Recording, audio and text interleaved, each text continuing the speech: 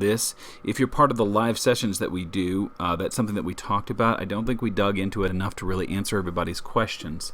So we're going to dig into it here online. For those of you who are just following online, welcome. One of the things we talked about in class was drawing with objects that just do that with a control object, and I'll just repeat that here for your benefit.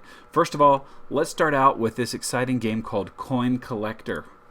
This is probably one of the most exciting games I've made in a long time, because you can both click on the coins and you can also move this thrilling character around on screen. When I first did it, I was like, wow, just wow, that was it.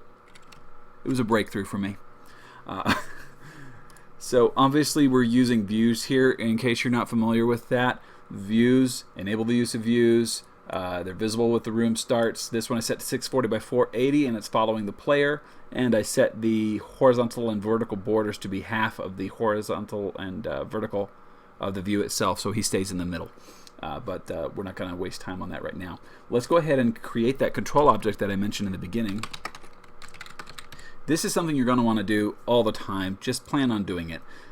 Creating a control object, and it runs the game is what it really does. So at game start, let's go ahead and clear the score. So set the score to 0 when the game starts, and then we're going to add in a draw event.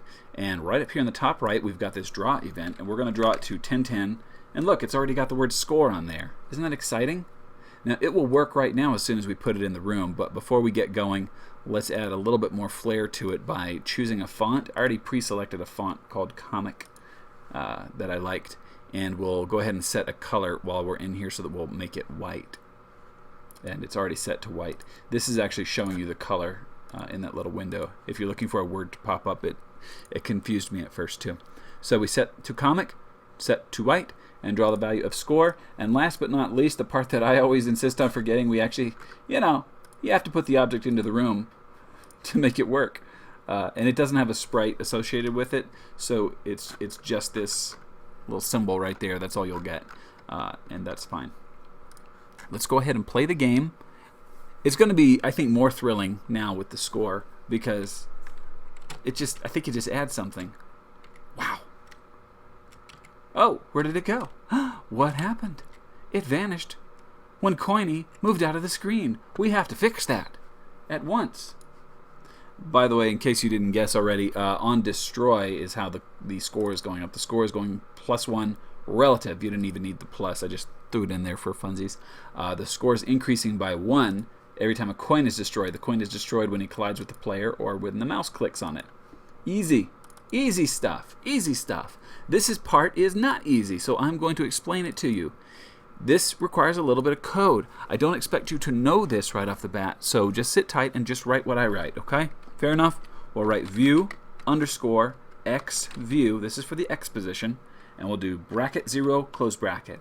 The brackets are those buttons that are to the right of the letter P. Same thing here. View _ y view 0. What this means is that the score is going to draw to the XY position of the view. As you know, when the character moves around and the view is moving around, the view is going somewhere on screen, so the score is supposed to draw to its XY position, which is this top left position no matter where it goes. Let's see that in action, and then we're going to tweak it a little bit. This is probably going to get even more exciting. The game is getting more thrilling by the minute to me. We're also going to fix this, by the way. Notice the score is going behind objects. Let's go ahead and fix that. Oh, I want to show you a trick. Right click on an object in the room and hit edit object, and it pops up. Isn't that fun? A little shortcut for you.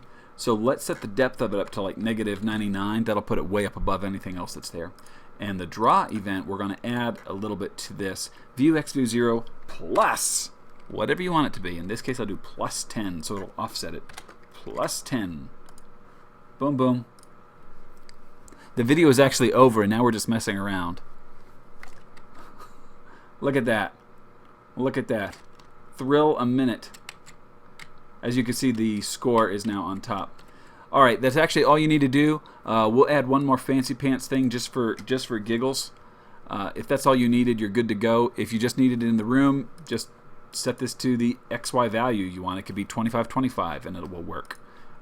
You can also align your text differently if you want to with that. Align left, I did align left. It can go to align center or whatever you want. But let's do one other fun thing here. We're going to draw in black, like my heart.